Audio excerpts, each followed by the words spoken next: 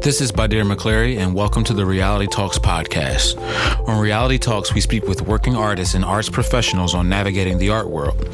Through introspective conversation, our guests provide knowledge on the art market, public projects, and the studio and artistic process. Hello, everyone. Welcome to the podcast with Art Above Reality. I have a close friend, amazing contemporary artist, Danny Minnick. We're in the studio in downtown LA. Thank you for having us, Danny, and thank you for being part of the podcast. Oh man, thank you, Badir, for always being there and documenting me and always had my back since I think I was selling paintings in alleys in the street and stuff like that. Hell yeah, man. Like as we know, I'm a huge fan of yours, man. Just like the hospitality you've given me, just the stuff I've learned from you in the art world, the relationship with skating. You know, I've skated as well. So let's start with the early days. Like, tell people who Danny Minnick is. Like, before the artwork, before the shows, who's Danny Minnick? Well, I'm the youngest of the family. I have 3 older brothers and an older sister. My mom was a very amazing woman. She first got married to her first husband. I believe he was her milkman in Montana. And she got married, had my 3 brothers and my older sister. And then she divorced him. And she went to Seattle, I believe, and then met my dad and had an affair. He was kind of younger, and then I was conceived. I knew they were both. I believe they were both drunk, so that's how I got that alcoholic gene. You know what I mean? At the time of consumption. And then she met my dad, who I've never met, and she had me. And then from there, she met my stepdad, who adopted me. His name was Kenny when I was a year old. And what's such a trip is I couldn't understand it at the time, but being a man, my mom was 33 then, I believe he was 34. That would be like me marrying some woman now and having 5 kids that weren't yours. That's a pretty heavy burden, Oh yeah. So I kind of grew up with in a family that was very, very beautiful, but also my stepdad, he drank a lot. He was a roofer. So as a kid,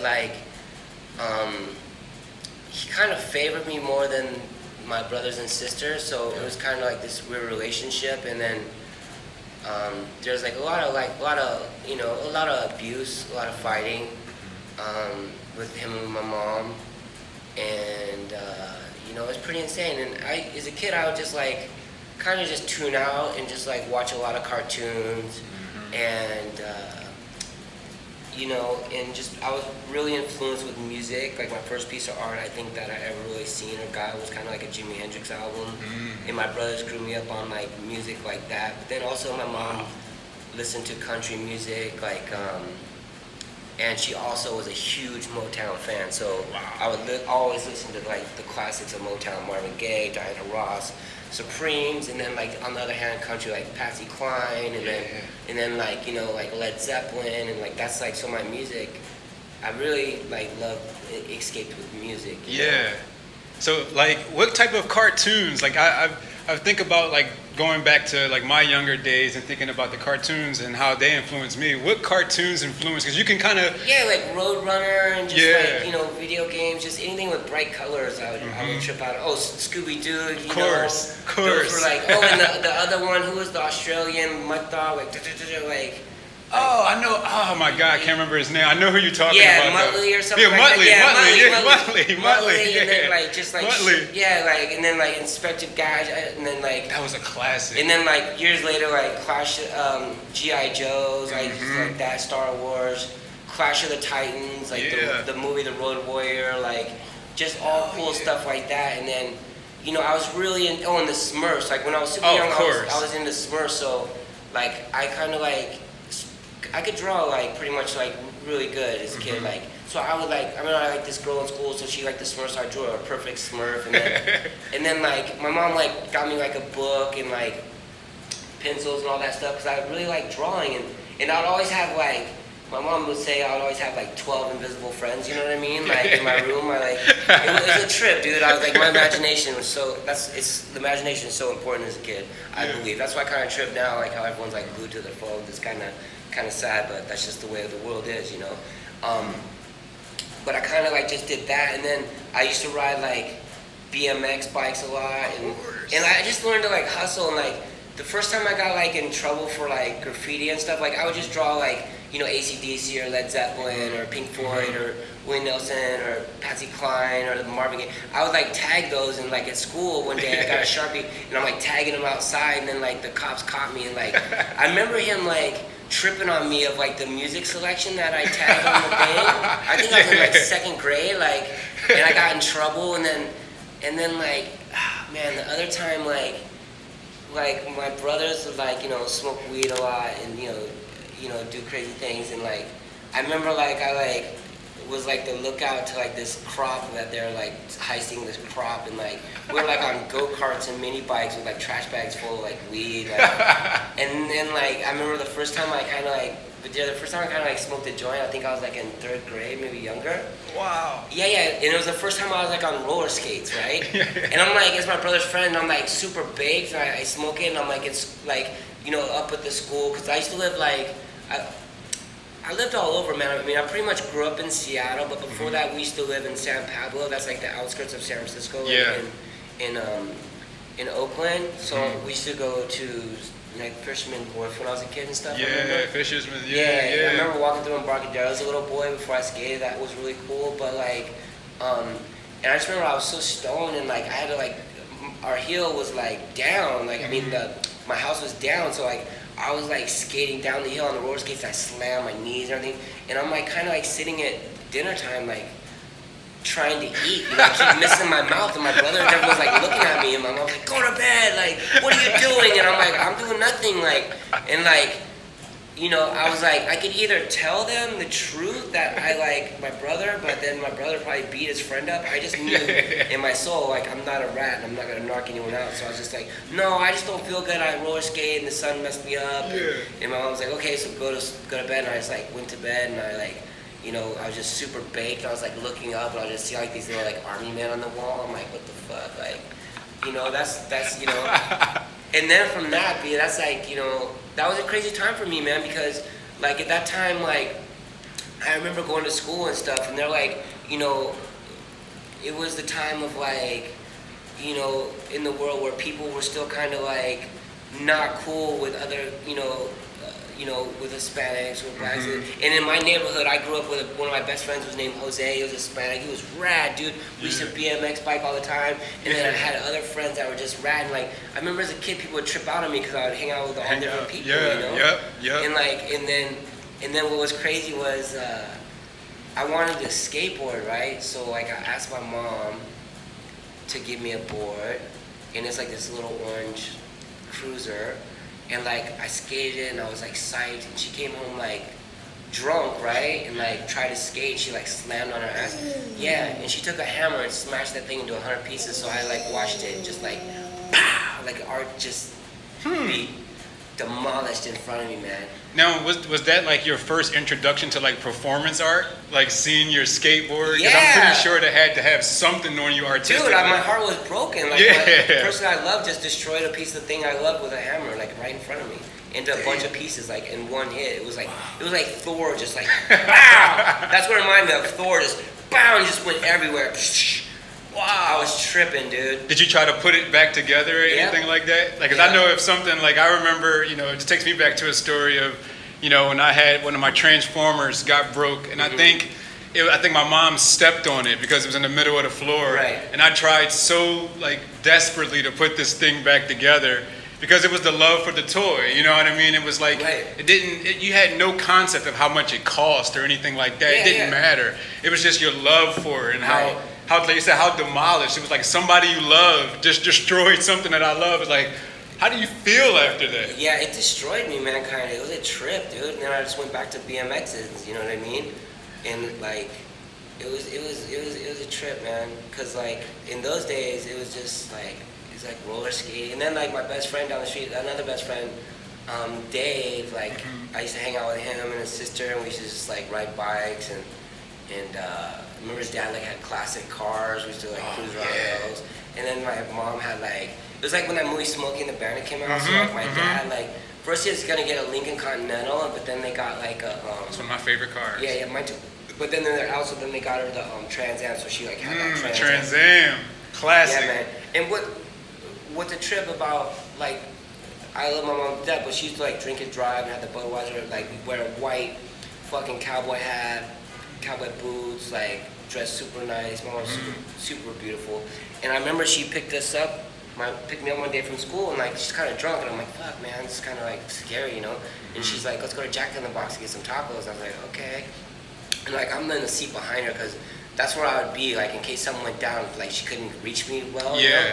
And I kind of just, like, just put my head down, and I kind of prayed, like, on the back of her seat, and next thing I know, we're doing, like, 5 360s in the middle of the freeway. Poof, poof, poof, like that, and then perfectly on the side, and, like, there's a diesel coming by, I remember. Whoa. Yeah, and I just remember feeling that before it happened, like, the moment of, like, it was a trip, man.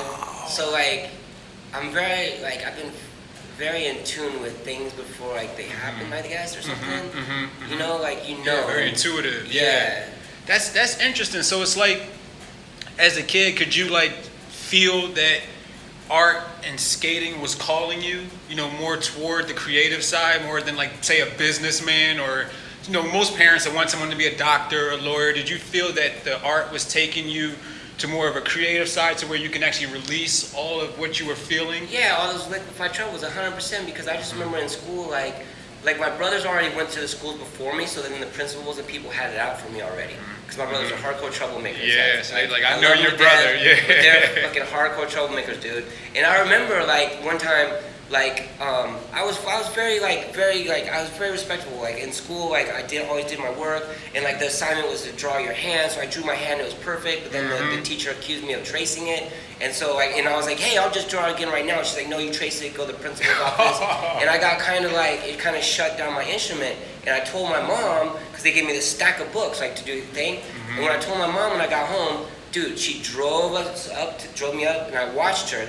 She said, stay here. I get out. I walk to the principal's, like, the window, and I see her go in there. How dare you treat my kid like this, and throw the books at him and bitch slap him. Bow, like, right there, man. And, like, she's like, you're out of this school. And I was like, whoa. She's like, no one messes with my kid. And right then I was like, wow, my mom's like she's serious. Like, yeah, she got your back. Yeah, I was like, wow, that principal, like, I just seen him get bit, like, back, and she, like, gave him a good one, man. So that's like that's kind of like your first dealing with the quote-unquote art world. Yeah. You know, and dealing with people, you know, trying to curb your creativity. Right. And your mom was like your first manager of having your back. Yeah. That's fucking amazing, man. Yeah, man. That's really dope, man. Like, so is that, like, the first time you consciously understood the effect of art on people? Because obviously your art had an effect on your mom, had an effect on the school, whether it was good for your mom and her seeing how it affected you, right, and then bad for the school because they're saying, oh, you traced this, you did that, and them not recognizing your talent,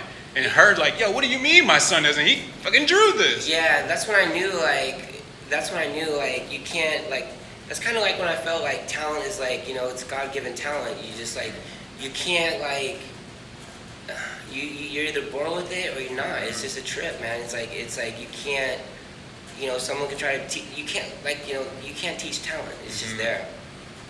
So who were your early artistic influences? Like, what's, like, the first art book, art piece, or artist you remember, like, saying, whoa, like, this guy actually makes money doing art? Well, okay, so after we left, we moved from there, because, like, my brother, like, my brother drove a car through, like, like, my oldest brother, the second oldest brother was just, he's like a Matt Dillon, he was so young. He drove a car drunk through someone's house, so he had to go to, like, juvie prison, so, like, he was gonna be there a couple years or something crazy. So then my mom, we went to go visit him all the time, and we straight took him and drove to Seattle. So, like, from there, like, what influenced me is just, like, my brothers, man, just, like, the music that they were listening to, and, like, and just, like, just the way they dressed and they were, like, my brother just had a bandana with long hair, and, like, you know, always with a beautiful girl, like, I I don't know, man. And then just like the album covers I would see, like just like Led Zeppelin or Boston, just those, and then like the Kiss album covers, like those are, like I never really seen like paintings and stuff. But then like years later, you know, I started like, when I moved to Seattle and we moved into this spot, my neighbor had a board, right, like a Sugar Grip International board, and like at that time, like I was like shoplifting from stores. Like I always had a rule, I would never like shoplift from people from stores. Like So I was stealing like Jimi Hendrix posters, all these cool posters, like to make my room. And then this guy like really loved my posters, and he's like, yeah, I'll trade you the skateboard for your poster. So I was like, yeah, done deal. And then I started skating around, and then I seen like Star Wars and Wild Style. Once I seen those, like would go steal spray cans and do throw ups and graffiti. Like with my best friend Wee Lee at the time, like he's still one of my best friends, but like like we started just doing throw ups and tags and stuff like that. And then like, you know, I started tagging and like just like that was really cool. But then mostly like just graphics on skateboards really inspired me a lot. Like Ray Pettitbon, like all those ill graphics on boards, man, were like really inspired to me. And then I started skating for Fall Records and Skateboards, and I was a shop like that had like records and skateboards, and I was just like really drawn to music and in the imagery of art, and like I was never like into like comic books or any of that stuff. Like it was mostly like visual stuff. And I just remember like seeing like this movie Scrooge, like there's like this Keith Haring, there's a Keith Haring painting in it. And I remember seeing that, I'm like, whoa, that's amazing.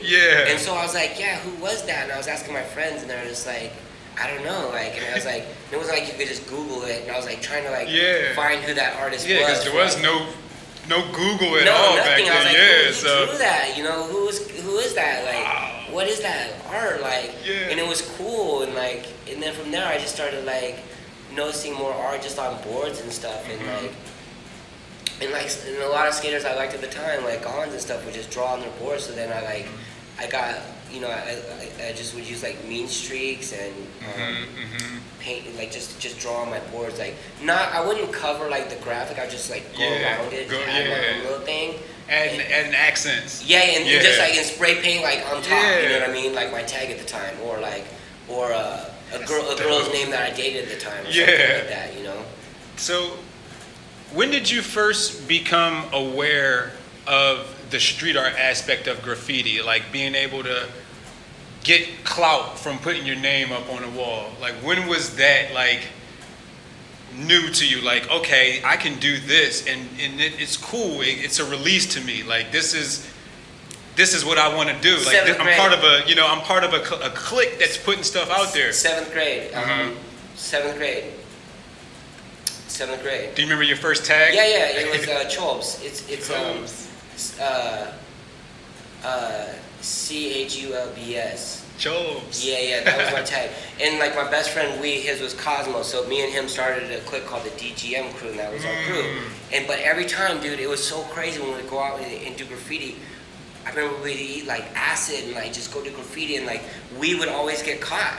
Like I never got caught. Like he got caught. You know what I mean? I'm like running the other way, and he's running the other way, and he would be the one in jail. So then his mom is like, "No, Daddy, you cannot come here." Like she was just like, you know, he's Vietnamese, one of my best friends. She was just fucking screaming, "You always get we in trouble. You guys fucking pay like no giant skateboard. That means no ride skateboard. Like that. Like that's how like." And then there's this other crew in Seattle that I got in called the CTS crew, and I was older, like versed all these dudes that were fucking amazing painters, dude. Wow. Like amazing graffiti dudes. And then the homie I went to school with back in the day, Tread, who would do like he was like that one homeboy, Chaka. Like he was like everywhere. Like he went to jail because he did all the freeway signs. He was getting up. Yeah, but at that time I was more focused on just skateboarding. You know what I mean? Than art. Like I was just like I just skated. You know. Yeah, because like at that point, you know, art was still almost like a hidden career thing, like skateboarding, especially, you know, in the late 80s and the early 90s. I can always remember skateboarding, especially with MTV, you know, with going into the Tony Hawk days, you know, and all of that stuff. Skating was like a big thing. And then when X Games was starting to come around and the video games started to kind of promote skating, that's when I got into skating, doing skateboarding around with my homies in the neighborhood in Philly and figuring out where skate parks were and things like that. And that was just like dope, you know? So seeing how skating kind of created this subculture, it was really interesting to me. And graffiti kind of had its own subculture to me because, you know, being from Philly, tagging was like the thing. Skating and tagging. And then when I moved to LA and I started to learn about like the wild style graffiti, the K2S crews and stuff like that, I was like, damn, this is over here as well. Because on the East Coast, we had Cornbread and you know Taki and all those folks, but then I didn't know about the Chazes and Riss until I came here. So when did you start to learn about those type of guys? I don't know, man. I just want to start with, I remember what really struck me was Lee, you know, Lee, like how he did 10 trains. Like, I just remember that. And when I met him, I was like, Lee, what was that like, man? That was like insane to me, you know what I mean? And just watching the music video, seeing Blondie and Fab and like all the dudes in it. And I was like, yo, who's that dude? Like, and then I kind of learned about, you know, Basquiat and like, you know, like learned about that whole like New York, like Andy Warhol and like, I thought that was cool, and then that's how I fucking finally knew who Keith Haring was. You know what I mean? Yep, found like, Keith Haring. That way, I was just like, you know, and I just remember like it was the first magazine I ever seen for skateboarding. I remember it was at a 7-Eleven. It was the photo issue 1984 Transworld, and I remember seeing that magazine, and I remember seeing Stevie Cab in it with like the Jordans and like and that like when I seen that magazine, dude, I did me and my friends built a jump ramp. I learned every trick that I seen, like judo, airs, like everything that I recognized in that magazine and seen. I just completely like fucking just did that and lived by that. And like everything, just like skating that way, like how Gone with his frontside board slides, like how Cab skated, how Christian skated, learning Christ stairs off the jump ramp. Like I learned everything, and then once I seen like the Fallout team come, like Eric Beard and those dudes, I was just like blown away, man. And like I used to skate like flat bars and nose grind them. Like before, like I even think like nose grinds were even done. Like I just learned it and just did it. Like, like it was like people were tripping on me, man. And I was just like. I just remember I was just like, wear like what Stevie wore. I'd either wear, I couldn't afford Nikes at the time. My mom would just give me $20 Chuck Taylors. Yeah, the and Chucks. And I would just super glue the laces so they'd last longer. Because like my mom was just like, yo, like, this shit's expensive. Oh like, yeah, hell yeah, like, man. Like it was, because then I think her and my stepdad kind of like broke apart, so it was kind of like just her, like, and me and like one of my other brothers, but because at that time, my other brothers got really into really bad things at the time. So then I just stayed focused.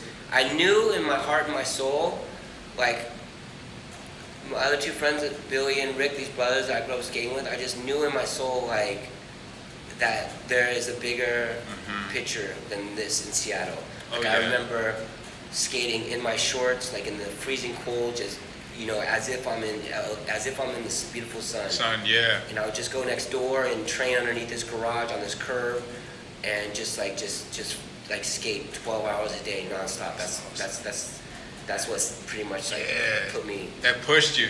Like that work and that muscle memory of that work of just like, you know, as I talk about my friends about this later in life, it's like that was like me.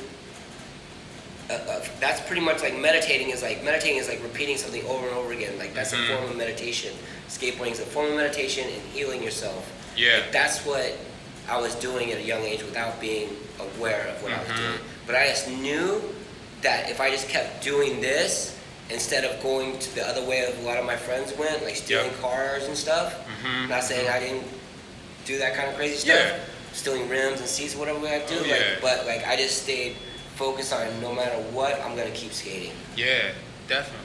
So, and fast forward to that, like, and how the skating merged with the art. The first time we met, you were at the gallery for your gallery show on Sunset, and I think it was going toward on like the Sunset Strip actually. Oh yeah. Yeah, and I think it was like Gallery Sparta or something like that. Shin, right? Yep. And you had the big piece that I think Cassavetes had ended up getting. The big black and white piece. 9x9. 9x9, yep. And you actually did a interview, I think, with Revolt. that time when you were skating. Oh, yeah, that's right. Yeah. So it's like I remember that day vividly. Like you had the studio inside the space. Yeah. Where it was like the little installation. Yeah. Was that your first solo show? Yeah. No. My first solo show I think was in 2011. Like one of my best friends, Chad Muska. Like I painted like. The first painting I painted, I think, like serious, like was in 2005, I believe, when I came to LA, because there's this artist Mike Perillo there, this place I was staying. So I painted this one painting there, and it was kind of just like of like Hollywood and like an angel jumping off the Hollywood sign. But I found out years later that that's a true story, that an actress in the 1930s actually did jump off the Hollywood sign. Holy shit! Which is, it's a crazy thing. Because she didn't get the part of the movie, but then she got the part of the movie the next day, but she already committed suicide. So I kind of painted that. And then I never painted again until like... Holy shit. Yeah, no, I never painted again until like... no, that was like 97, I think, man. Wow. Fuck, I don't even know. Let me sorry, man, it's been a minute. No, that's... Because I'm just thinking about that. Like, I've never heard anything like that. The closest thing I heard about that is like... Or something like that was in Leimert Park. Where they said like that's where like the Black Dahlia was found. Yeah. And I was just like, whoa, like, you know, Leimert Park is like, you know, it's a regular bustling neighborhood. But they said back then when that happened, it was like going through like more like a freeway, like ditch town or something like that. No, it's a true story about an actress that didn't get the part of the movie. So wow. It was when they were coming out of the silence movies into sound, and she jumped off the Hollywood sign, and then she actually got the movie, but she like already took herself out. So that's like, I mean, I've been to LA before that, like when I was skating for H3, like to transitions and stuff, like when I was like 16, 17. But this is like when I was like 25, I think. I painted that, and then like, I didn't really paint again until I went to New York. I had to go to a friend's funeral, one of my best friends, and then it was at my friend's studio, Harif. And I painted, I love Harif. So it was like, and I painted kind of like the same thing, like out of Harif's window of New York, like, so I painted that, and then like, yo, Harif, where's that painting, man? I know you're holding it. Like both those paintings. Shout out, like, Harif. Yo, Perillo, you got that other painting, please? I want those paintings. So those are the first two paintings I ever painted, and then I didn't like really paint again until, but I always like use mean streaks and crinks and decos on my skateboards. I always did my boards. I always did my boards up. You know, I always did that. But then I didn't like really paint again until 2010. I tore my Achilles skateboarding, so I couldn't skate for like 2 years. And then like Chad's like, Chad Muska was really into painting and art at that time. Like he's like, one of his pieces was on the first original Basquiat cover of that X in the Gift Shop, that Kate Moss one. That we pasted. Chad did that. Shit's sick. So like Chad was like really on the art grind with Harif, and I was like, so right before he left, he gave me these 2 canvases, and I like painted them. And I went on audition. I had paint on my pants, and this lady's like, "Hey, are you a painter?" So I showed her these 2 photos. One was of Helen Frankenhale, the artist, and one of them was just like this rad one, and like, and she's like, "These are really good, so you should tell my husband." So I showed her husband, and he's like, "Hey, man, you know, I'll give you a solo show if you paint 15 more paintings." So I painted 15 more paintings, and I called the show 17 Pieces. So it's 17 pieces. And what was interesting was, I didn't know that you could like actually buy canvases already stretched. Like, so I built like every one of my own canvases with gesso, because Chad taught me that. So that's what I thought, like, I didn't know. That's what you had to do. I didn't like really go to art stores and stuff. I would just go to like Home Depot, you know what I mean? And then interesting. Like, and like he left his whole kit of like cranks and mean streaks and everything. Like I pretty much used spray paint. So I pretty much used all of his kit till I started getting empty. Then I was like, oh shit, Chad, where do I go? Where do I go to get shit? He's like, dude, art store, like, what's wrong with you? Like, what's wrong with you? So then I pretty much like learned my crap there and like in his garage and just like painted, dude. And then like I remember like my other friend gave me some oils, and like that's the first painting I painted called Dylan Wannabe, that one.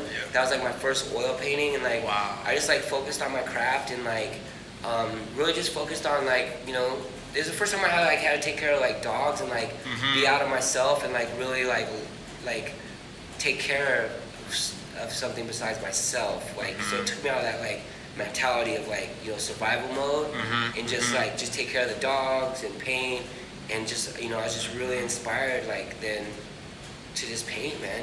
It's a trip. So how did that show after the Gallery Spartas show? How did that get you prepared for your future shows? Because that show, it had some really big pieces.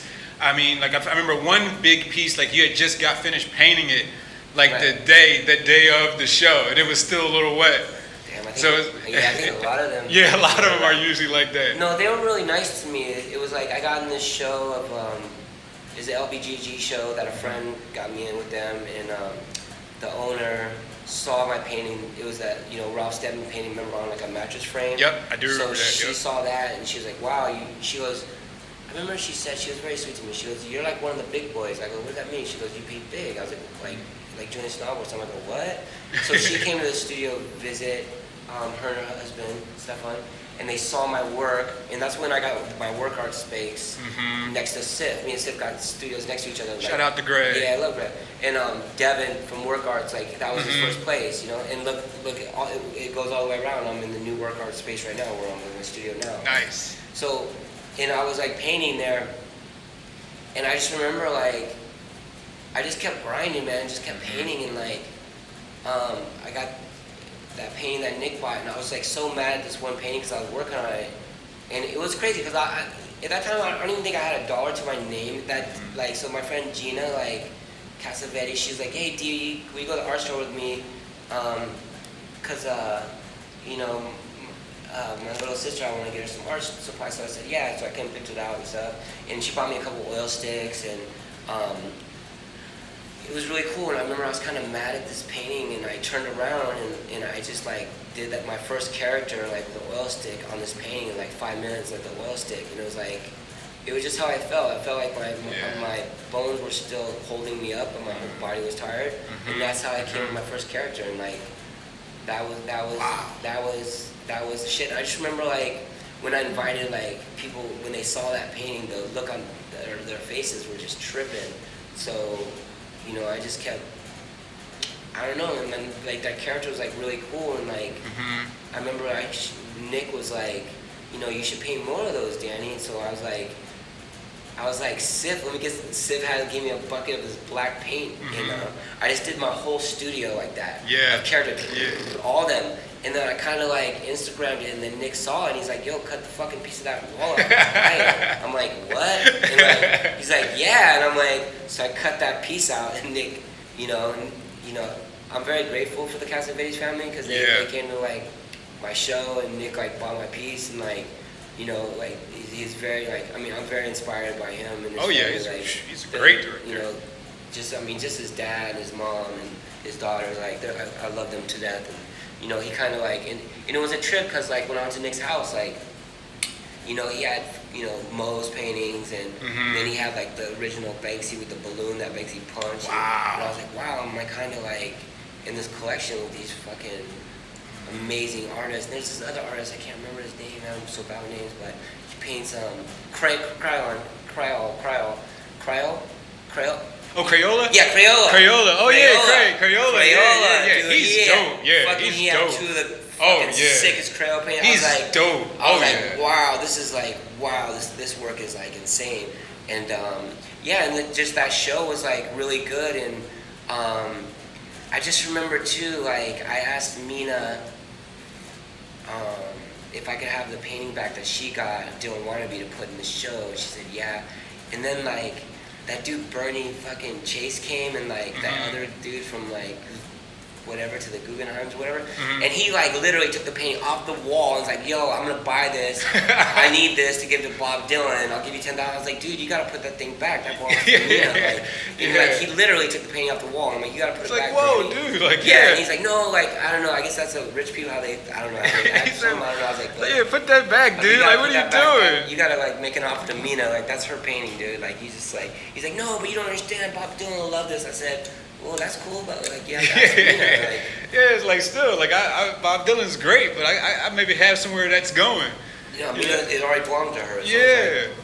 So after going through there, you had a couple of shows in LA, and then we met up again in London. So how was the experience of London? First of all, the studio in London was amazing. I loved being there. And I forgot the lady that you worked with, that she was really, really nice. And she had the rugged school.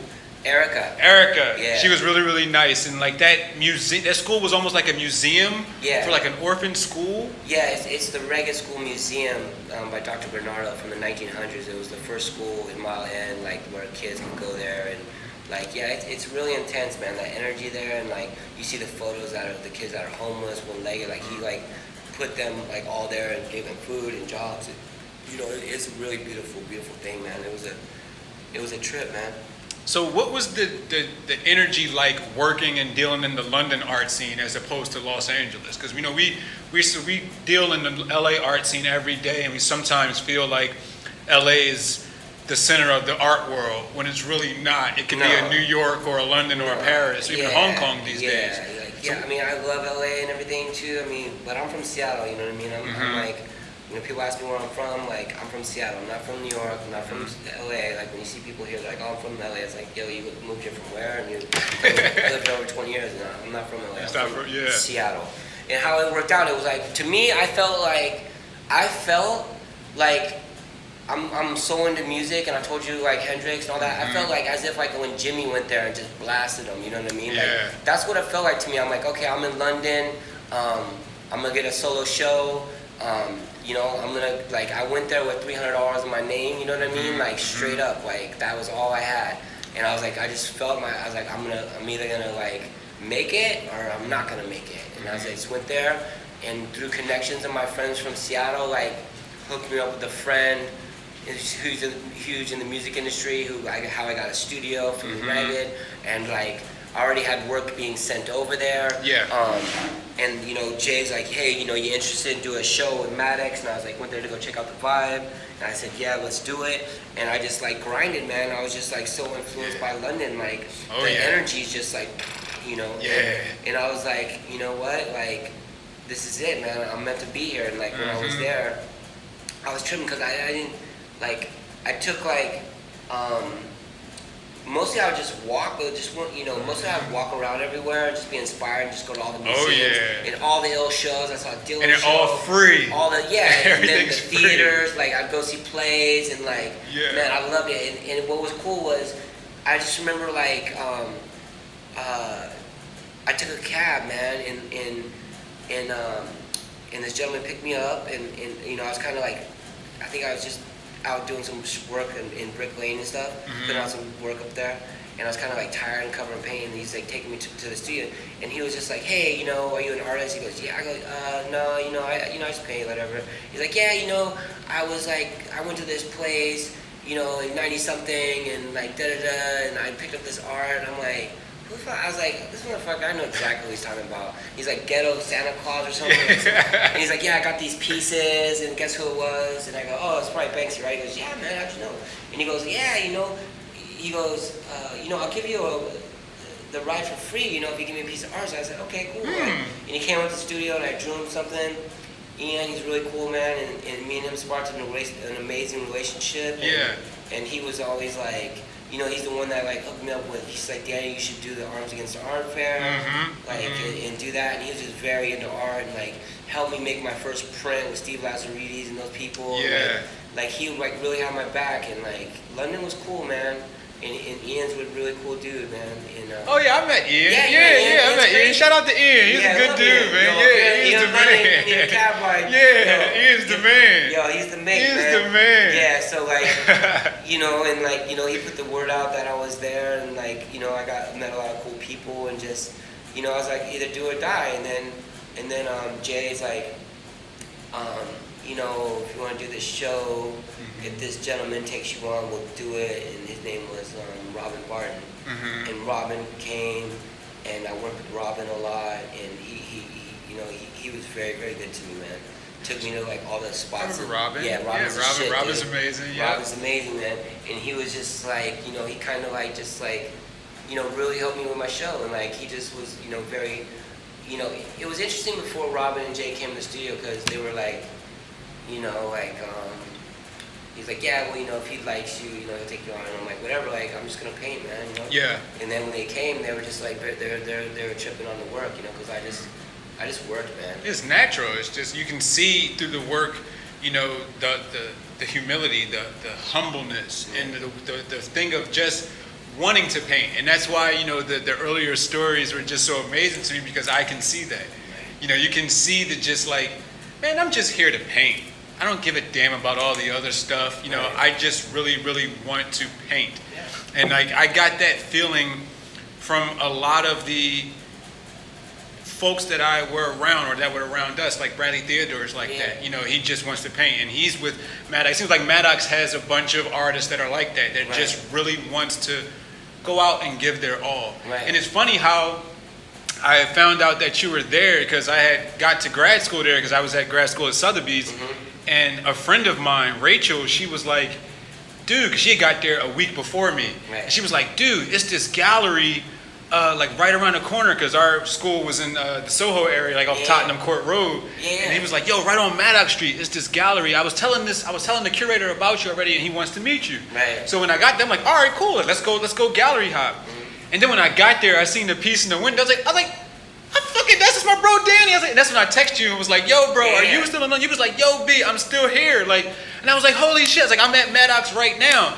And I met one of the guys, Neil, that works there, and he's still a friend of mine to this day. And we started talking, and we probably talked for like an hour. He actually made me late for class, Neil.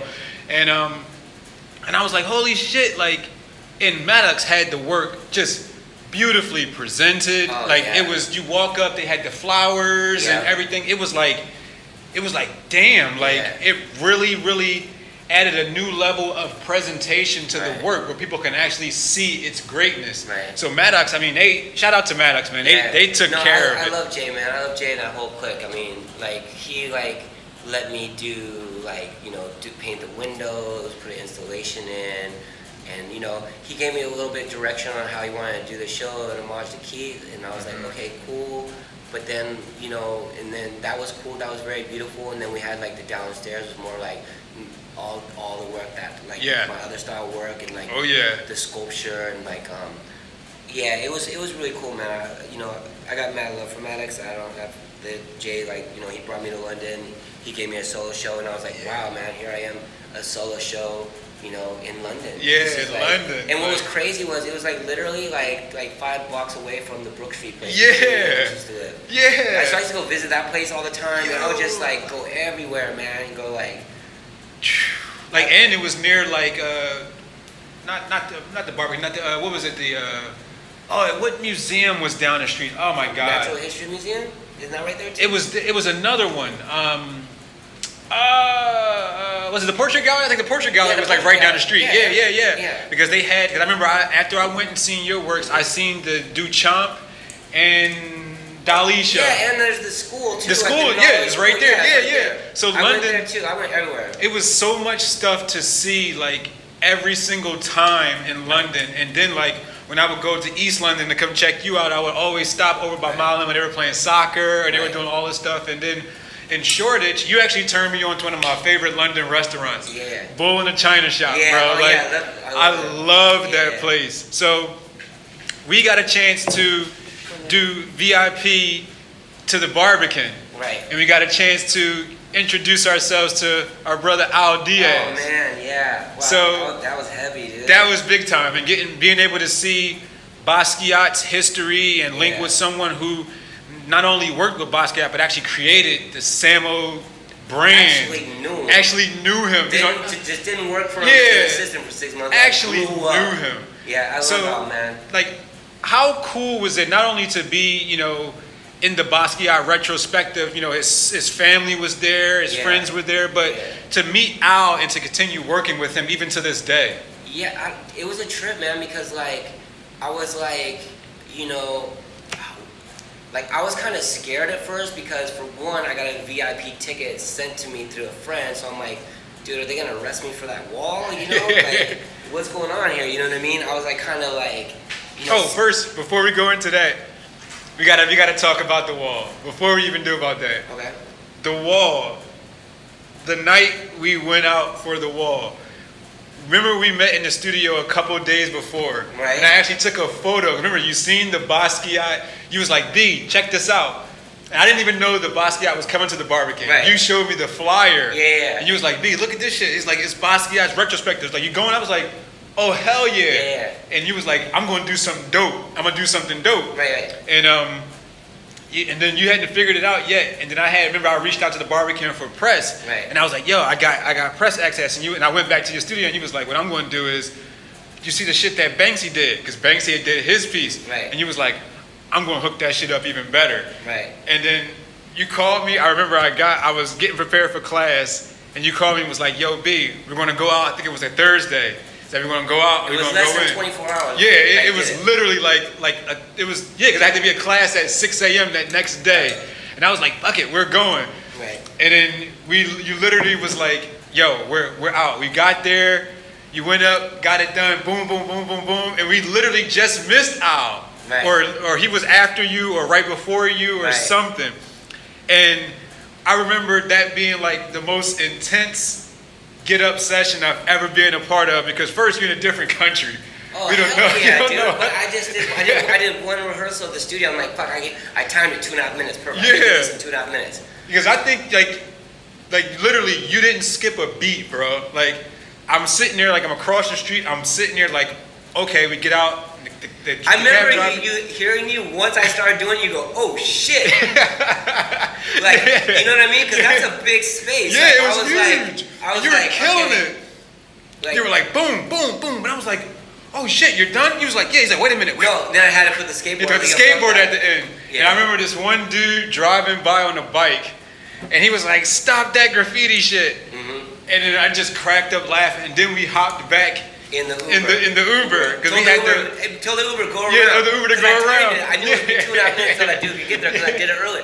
And I was just like, those Metropolitan Police, dude, they came around the corner in 2 seconds. Yeah, they were around there. Like, dude, there's 10 cameras there. I don't know. Like, dude, you're doing 2 pieces back to back there in that place. Come on, man, really? Yeah, that was awesome. So, all right, so then we meet. We go in, we see a whole bunch of first of all, they decked out the exhibit amazingly. Yeah. We go in, we meet Al, and he's just amazing. Yeah, I was tripping, man, because I've always recognized Al and I've always wanted to meet him, man. I couldn't believe he was there. And like, it was funny, man, because I was dressed super dapper, right? Yeah. Like, out, and I was like, yo, who the fuck is this? Like, but once I opened my mouth, he's like, oh shit. I'm like, yo, what's up, Al Diaz, man? Yeah. I was like, man, I fucking love your work. And it was him and Mariah's girl, man. It was so cool, man. And Al was so cool. He's the only one like I connected with there, to be honest. Me too. Like everyone else there, I seen him looking around. Like this one dude, like was saying like he was Jean's best friend. I'll tell you that story. That shit's funny. And so I was like, yo, it's fucking Al Diaz, man. And like I was like, Al, man, you know, I would love to like hang out with you, man. Like, and Al's that type of person. Like he's straight up. Like you're the real, you're fake with him. Yep. And he gave me his number, and I said, look, man, tomorrow let's meet up. Let's grab some food. I want to bring you to you. He said, okay, cool. So like. Go to the show, and I was like, yo, man, can I please get a photo with you? Yeah, because we took the photos. Yeah. So I was like, can I please get a photo with you? So he gave me his number, man, because I was like, yo, man, man, I love your work, man. And he was like super cool, and like, you know, I did the rest of the show, did the laps, and it was funny, man, when I was reading like that stuff from the lady from Vogue, Anna, whatever her name is, totally dissing John about his work and all that shit. You have to look now, right? Right, now they all want a part of him now. Like, it's just a whole like thing, so. You know, I met the family, the sisters, they were cool, all that. But I just wish, like, you know, on the big yellow wall, like, I mean, Al's there, they should have had him do a big Samo. Oh, a huge Samo would have been beautiful. You know, and to go back, like, Al went and put, like, Samo on the walls, you know what I mean? Like, they should have put an extra piece of plexi and, like, put it over. Now that I'm thinking about it, were there any Samo pieces as part of that show? I don't remember it. No. In the notebooks, even? No, I don't think so, dude. And, like, Al's pieces, the Samo for you across the wall and next to the thing, they should have brought extra pieces of plexi and like plexi day, yeah. Because that was beautiful, man. And then it was crazy because then the next day, fucking for some reason, I told Al meet me at the spot and his phone didn't work, right? And I'm like, fuck, man. And like I'm like waiting there, and then I fucking see him walking away, and I'm like, ow, ow. And he's like, yo, dude, sorry, my phone. And then like him and Mariah, I took him, like we had some food, I believe, and then like we just went to the studio, and right there I just showed Al some of my work. I said, man, and I was like, yo, Al, can you do me a piece? And he did one piece. I was like, yo, do this piece, and me and him just started collaborating right there, and like. I was like, yo, and you like this? He particularly like this one painting. I was like, cool, man, I'll send it to you. And he's like, you know, I can see Al because like he's very like, you know, you gotta do what you say around that dude. Yeah, Cut you off straight up. Straight so like, up. literally, like I fucking sent that the next day, like to New York to a spot, and I was like, yo, I'm gonna be in New York. You know, I fly out in November. Like that was September, right? Yeah, you left November. Yeah, I left November. Yep. And I said, yo, I'm gonna fly to New York, and I flew to New York the day before Thanksgiving, and boom, went to Al's house for Thanksgiving, bro. Wow. Straight up, like right from that to boom, right to Al's for Thanksgiving. That's dope. So, one of the other cool things you were able to do, and I seen it and I was kind of jealous of, you got to visit the Waldorf Hotel. Oh, yeah. For Banksy's thing. Bro, how was that? That looked amazing. Like, that experience, like, how was that? Dude, to be honest, like, I didn't sleep for 5 days because the energy was so intense. That was my homie Jamie brought me there. Like, he was a part of, like, he's the one that got my piece from the Arms Against the Art Fair. Like, Jamie's the homie. Which you showed with Banksy. Yeah. Which was dope. First time in 5 years. I think it sold for like, what, 250? Yeah, his was like 250,000 pounds. Mine went for 10,000 pounds. No, I think it went for a little bit, but was it 10,000 or a little bit more? I thought it was like a little bit more. Yeah, a little bit more, but yeah. It was dope to even see that though. Yeah, he was one I was too. I gotta send a new piece to them. I love them. Nice. So I went then I went back to New York, right? Oh yeah, and I was painting out at the Soho's Art Club, painting like a beast. Oh no. But what was cool though, before the Banks thing though, because I was represented by a gallery that was going to Miami, and I said, hey, I'm not gonna show unless you show my friend Al Diaz. So like Al like paints these paintings, right? And then like, dude, there's no way they're dry, because I'm like, I was like, yo, use an oil stick. So I have to rent a car and drive from like New York to Miami.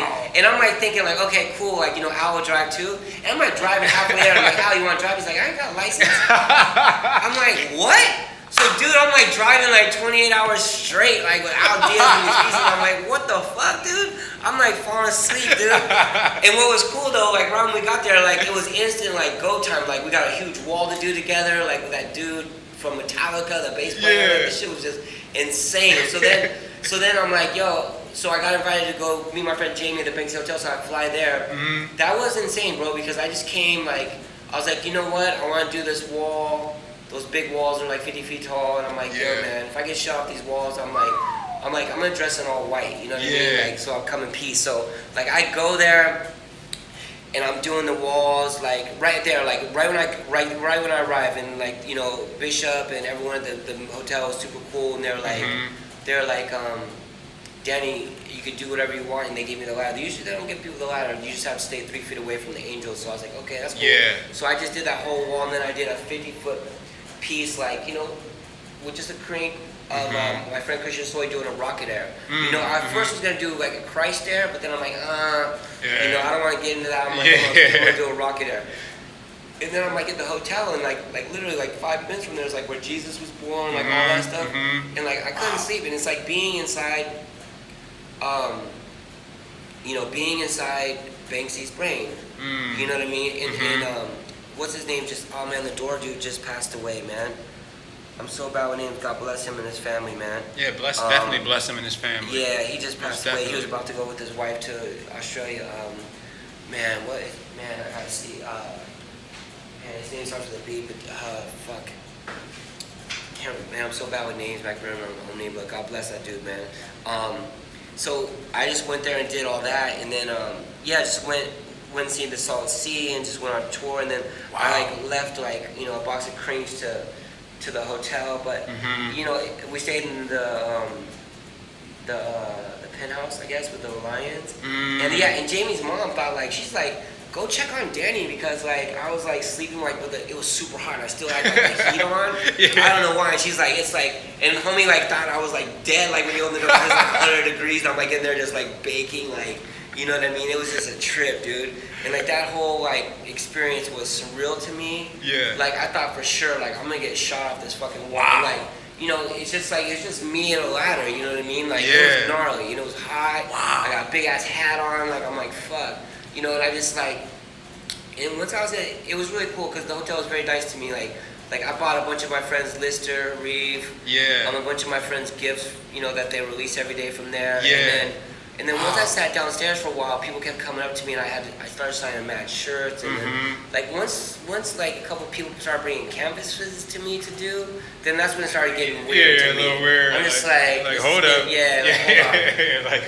And then like there's this chair that I always sat in, like it was just like a green chair, and I'm sitting there, and then I kind of like look up, and I look, and there's just like it's like a piece of wood spray painted with a Basquiat crown. I'm like, Sam, like, did someone steal this from the room and try to put this here, or like, what's up? And he's like, no, I've never seen that before. And I'm like, what? Like, you know, this is like a crazy piece right here, like just sitting underneath the chair. I'm like, did someone leave this here for me? He's like, I don't know. Like, I'm not taking this shit. You know what I mean? Like, someone's like, dude, like, homeboy probably left that there for you. I'm like, if you left that there for me, there might have been a no. I don't know anything. Yeah, it would have been. Like, I'm not taking this. I'm just not gonna start taking. I'm not even like this isn't for me. But it was weird, man. It was like a beautiful crown, green with sprayed in green on a piece of wood. Like, wow. I was like, dude, it's underneath this seat that I've been sitting in. All of a sudden, it's just there. Now it's just there. I told the manager, I was like, yo, is someone take this from a room and trying to heist it out? Like, you know, I don't get it. Like,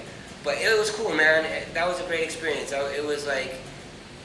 It was fucking surreal to be like in the Holy Land of like and seeing how like Palestinians are treated and like how like they only have this gallon of water on top of the thing and like they only have a certain amount of water. It was fucked up, man. Like, and I remember going home and getting drove and getting stopped and like had to sit and like I'm like fuck, for sure these dudes are taking me to jail. You know what I mean? There's no way. Like, and I just remember finally being on the plane home and I was like, thank God, because that place was like intense energy, man. Yeah, it makes you thankful just for everything that we have here. You know what I mean? Yeah. Like simple, just making sure that you can get home. Yeah. You know, at times, man. I was like, man, this is sketchy, man. Yeah, I bet. Especially painting on those walls, dude. Woo. You know? Yeah, like you said, like you don't know if someone's gonna just try and shoot at you because they don't know what you're doing. Yeah. It's just like that's really intense. And I just felt it. I said, as a human being, I have to go here, like.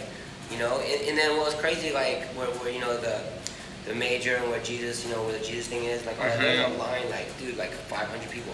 And, like, literally, like, I just walked with Jamie's mom and went around the back, and, like, I just got guided right through that way and just cut through the line and, like, went right and kissed the star. And, like, it was weird because I was wearing, like, this silver necklace that my friend gave me because, I was celebrating my like, I think 12-year sobriety or whatever. And, like, when I kissed, like my necklace got caught in between and it like zapped me, dude. Whoa! It was fucking crazy, dude. Whoa. It like zapped me, and I was like, this is insane, dude. And so connection. Like, so that was a great experience, man. I like anyone that like, and I met a lot of people, a lot of good people, like who like bought my work after that, meeting them. Awesome. Paul and like Henry, it was just a whole crew of people, man. It was like the best experience. Awesome. So you got a new show coming up at Maddox in August. Tell us about that show. What are you excited about for the new work? I mean, we're here in the studio and we see tons of work. I was here last time with you and Big Al, and you were doing amazing stuff. So what can folks expect from the new show? It's just based on. It's called The Fifth Dimension. It's called like. Based on kind of this book called Waking Up in 5D, where you know, if you just believe in yourself and just be full of love and peace and that energy you can tap into, and it's not about like you know, like Diego Rivera said, like a painter will paint, an artist, you will do what you're meant to do regardless of what people expect of you, or you know, to me it's just about the work, and this body of work is very special. Awesome, man. Yeah, I'm looking forward to seeing it. So thank you, Danny, for allowing me to come to the studio and for this amazing conversation. And check y'all later.